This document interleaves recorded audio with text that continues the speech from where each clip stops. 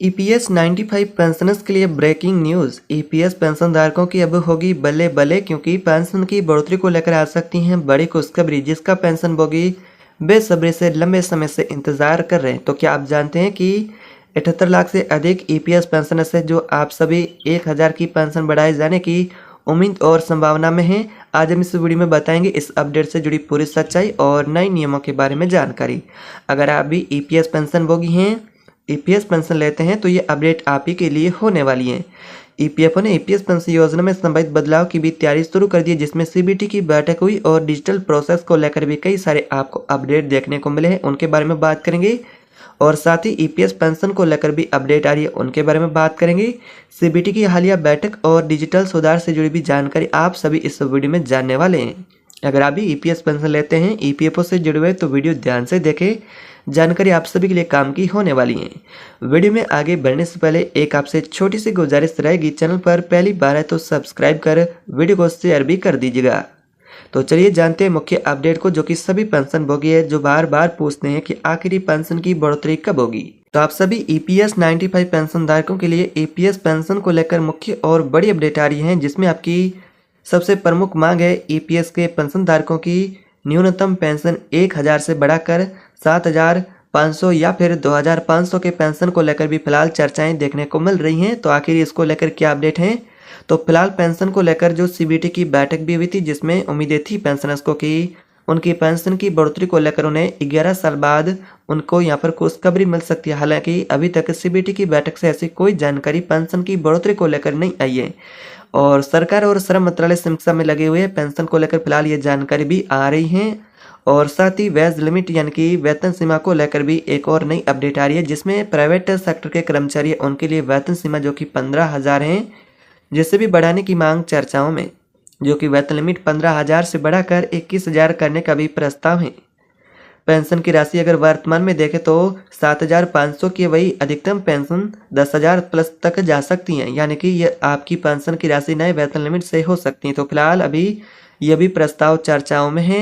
इससे आपको क्या यहाँ पर यानी कि असर देखने को मिलेगा? तो इससे इनहेरिटेंस सैलरी में थोड़ी कटौती संभव है। तो इस प्रकार की यहाँ पर जानकारी आ रही है। और साथ ही अगले यहाँ पर बात करें सीबीटी की बैठक से भी अपडेट है, यानी कि ईपीएफ निकासी के नियमों को 3 कैटेगरी में बांटा गया है, जिसमें आवश्यक आवासीय विशेष परिस्थितियां सदस्य 100% तक की राशि भी निकाल सकते हैं, लेकिन कम से कम उनको अकाउंट में 25% तक कहे तो उन्हें रखना होगा। शिक्षा और विवाह के लिए भी निकासी के नियम है, वो भी यहाँ पर सीमा बढ़ाई गई है और सेवा अवधि को घटाकर के 12 महीने कर दी गई है। तो यहाँ पर ये बहुत महत्वपूर्ण आपके लिए रहेगी। लेकिन सब यहाँ पर डिजिटल बदलाव में बात करें तो ईपीएफओ का जो डिजिटल यहाँ पर बदलाव और डिजिटलीकरण को लेकर भी सीबीटी की बैठक में चर्चा हुई है। तो यहाँ पर डिजिटल परिवर्तन के बारे में बात करें तो ईपीएफओ का 3.0 में मोबाइल और ऑनलाइन प्लेटफॉर्म से पेंशन प्रक्रिया होगी तेज। इंडिया पोस्ट पेमेंट बैंक के माध्यम से डिजिटल जीवन प्रमाण पत्र भी अब आप जमा कर सकते हैं। तो ये भी बहुत अच्छी आपके लिए खुशखबरी है। तो ये जानकारी सीबीटी की बैठक और पेंशन से जुड़ी आ रही है। ईपीएस 95 पेंशन योजना की शुरुआत 19 नवंबर 1995 से लागू की गई।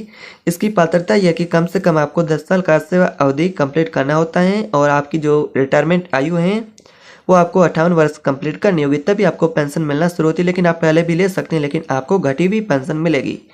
कर्मचारी और नियोक्ता योगदान का 12% बेसिक प्लस डीए ईपीएफ में जाता है। सरकार भी इसमें 1.16% का अंशदान के रूप में बजटीय सहायता भी पेंशनर्स को देती है। और साथ ही इसका फायदा ये होगा कि इसका क्या असर होगा, तो 78 लाख से अधिक लाभार्थी पेंशन भोगी वो अपना बेहतर जीवन यापन कर पाएंगे इससे। लेकिन फिलहाल अभी उम्मीदें बनी हुई हैं। वृद्धजन उनकी आर्थिक स्थिति में सुधार होगा। डिजिटल प्रक्रिया से लंबी कतार और जटिल डॉक्यूमेंट यानी कि कागजों का झंझट है, उससे भी आपको छुटकारा मिलेगा। यह आपके लिए बहुत अच्छी खुशखबरी, क्योंकि यहाँ पर सीबीटी की बैठक में डिजिटल बदलाव की प्रक्रिया उसको और मजबूत बनाया जाएगा। भोगी हैं उन्हें कोई भी परेशानियों का सामना ना करना पड़े, उन्हें समय पर पेंशन मिले और यहाँ पर दफ्तर के ज़्यादा चक्कर भी लगाने ना पड़े। और जो निकासी के नियम है उसमें भी बदलाव के साथ ही और बेहतर बनाने की दिशा में काम किया गया है, जिससे कि नए नियमों से तत्काल जरूरतें होगी। जो पीएफ खाताधारक के पेंशनर्स है उनका यहाँ पर निकासी समय पर जल्दी मिलेगा। तो ये भी पेंशनर्स के लिए अच्छी खुशखबरी है। लेकिन फिलहाल अभी बात करें पेंशन की बढ़ोतरी के प्रस्ताव और पेंशन की बढ़ोतरी की मांग और प्रस्ताव को लेकर, तो बढ़ोतरी को लेकर अभी कोई अंतिम फाइनल निर्णय सामने नहीं आया है, आधिकारिक घोषणा नहीं हुई है। सीबीटी की बैठक में फिलहाल चर्चा पेंशन को लेकर यहाँ पर कहे तो डिजिटल बदलाव को लेकर हुई है, न कि घोषणा पेंशन की बढ़ोतरी को लेकर हुई है। तो वेतन सीमा प्रस्ताव फिलहाल वित्त मंत्रालय के अंदर लंबित है पेंशन धारकों का। तो इस तरह की फिलहाल अपडेट रहेगी। तो इस तरह की अपडेट होने वाली है जिन्होंने 10 साल से रुकी हुई पेंशन जो कि 1000 पर अपना जीवन यापन करते थे, अगर उनको 1000 से अधिक पेंशन मिलेगी तो उनके जीवन यापन में भी राहत मिलेगी।